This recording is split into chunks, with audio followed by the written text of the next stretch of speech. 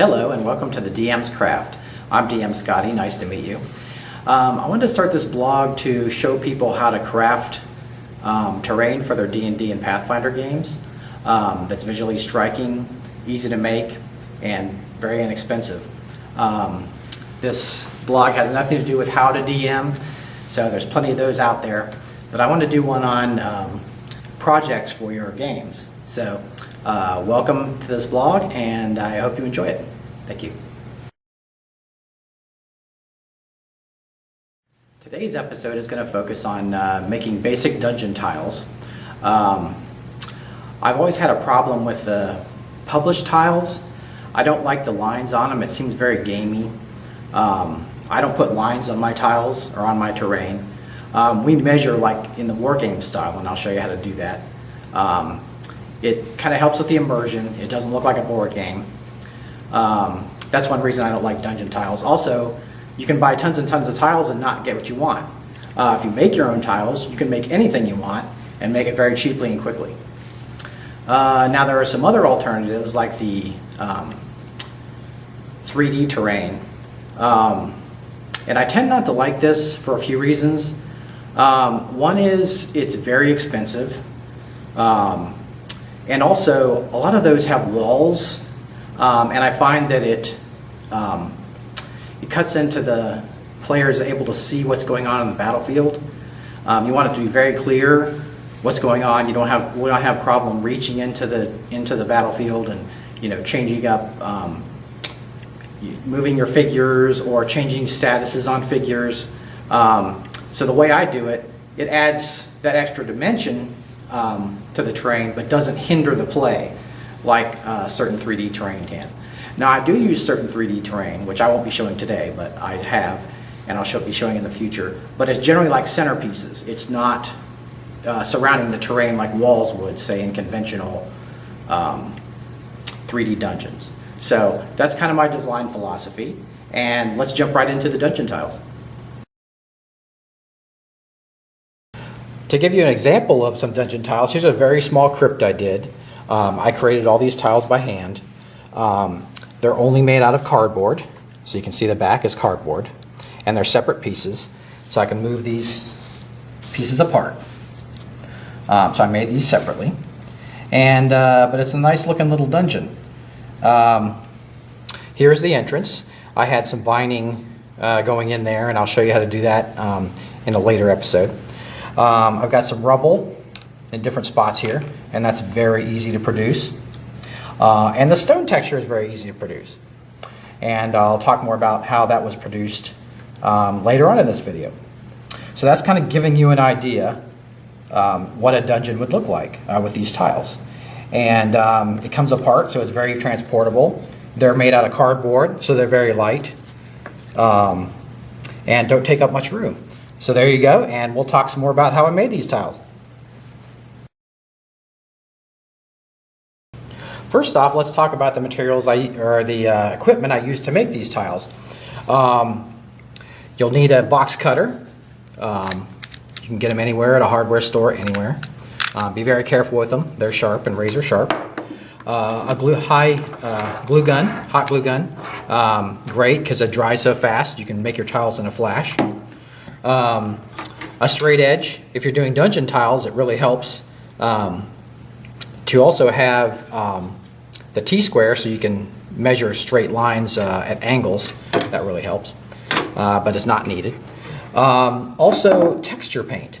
I've got flat black paint and stone texture paint. And the stone texture paint is what I use to give the tile the rock-looking feel. And the black is the base color. And I'll talk more about that later. And so these are the basic materials you need, and that's pretty much it. That's all you need. Oh, and besides the cardboard, yes, you do need some cardboard, which you can get anywhere, behind any store. If you get something mailed to your house and you save the box, you can use that for a dungeon tile. So that's free anywhere. The best recycle you could do. So that's all you need. So I thought we'd talk real quick about the anatomy of a dungeon tile. So if you look at it real close, you can see we've got an opening way where the characters enter. We've got a wall going all the way around, and that kind of encloses the tile and gives it the feel that that's the edge. I've got some embellishments. I've got some rubble here, but we'll talk about that later. So the basic materials are just the shape of the tile and the outer wall. And when you're constructing, you just have to keep in mind the opening that the characters will go through. You don't want to put a wall there, of course. So besides that, that's really all there is to it. So that's kind of the anatomy of a dungeon tile.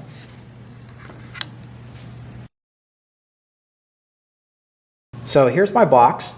The first thing I'm going to do is measure out strips to line the dungeon tile, and I'll show you how to do that. Now what I'm going to do is put the marks for the strips that will be the walls for the dungeon. So what I'm going to do is I'm going to make these a centimeter in width.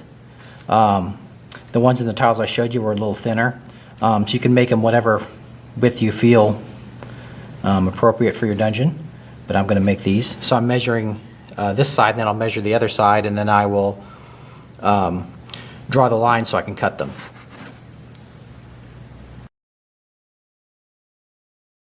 Okay, I've drawn the marks on each side, so I'm going to just draw a straight edge across the box. So that'll give me my line to cut on.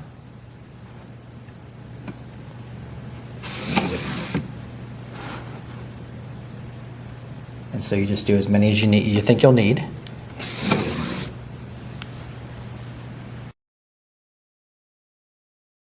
So once you have your lines marked, it's time to cut them out. So just take your razor knife and then just score along the line. And like I said, be very careful. These knives are very sharp, but if you're careful, there's no problem. So I just cut until it breaks free. Now you notice I'm starting out from the inside in. If I would have cut this off first, then I have this small little area to work with. Now I've got this whole big area. It makes it much easier to cut these strips. So here we go, second strip. And like I say, these are dungeons, so if you don't get it exactly perfect, it doesn't matter. They're rough hewn anyway, so a little imperfection just adds. Don't want to cut free. All right. So there's another strip. So I've got two strips. And I'll cut the rest of these out, and then we'll get going with our dungeon tile. Now from my dungeon plan that I drew up on graph paper, I've decided how big I want the tile. It's going to be 6 inches, so I'll measure that on the ruler. And the room is going to be 10 inches long. So what I'm going to do is use my T-square.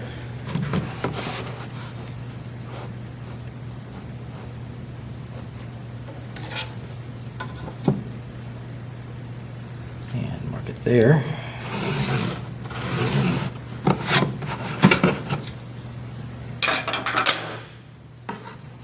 And so then back to 6. Okay, and there I have the shape of my room. Now, it's a square room. That's kind of boring. So maybe I'll add a little interest to it. So I'll put maybe a little alcove in there. So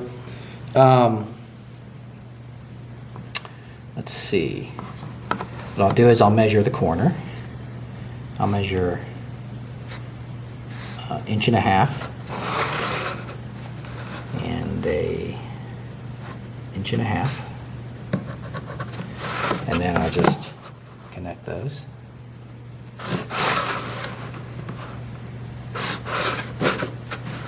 So I got that one. Got one corner. And I'll do the same with the other corner.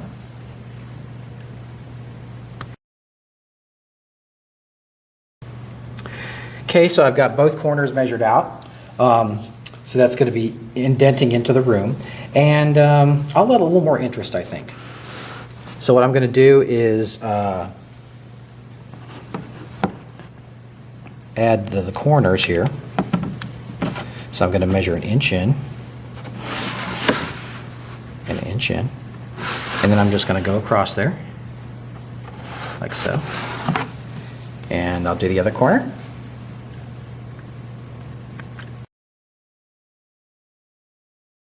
So now you can see the layout of the room. I've got the corners mitered, and I've got the wall jutting out into the room. So what I'm going to do is I'm going to fill that in, just so I know that I'm going to cut that out. And so now I will take the razor knife and start to cut. So then just follow your, and I can't emphasize enough how careful you need to be when you're doing this. But common sense is all you need. Got that loose.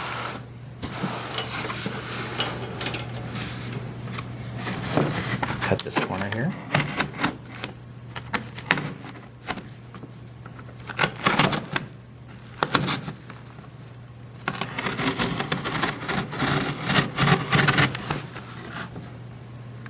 Okay, so just in a few minutes we've cut out the dungeon tile itself, so the room, and we've cut these strips that will be used for the walls in the room.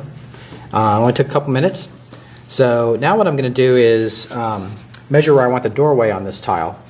The tile, the dungeon itself is going to have large creatures in it, so they generally have a larger base. So I'm going to make a 2-inch door. So I'm going to measure halfway between.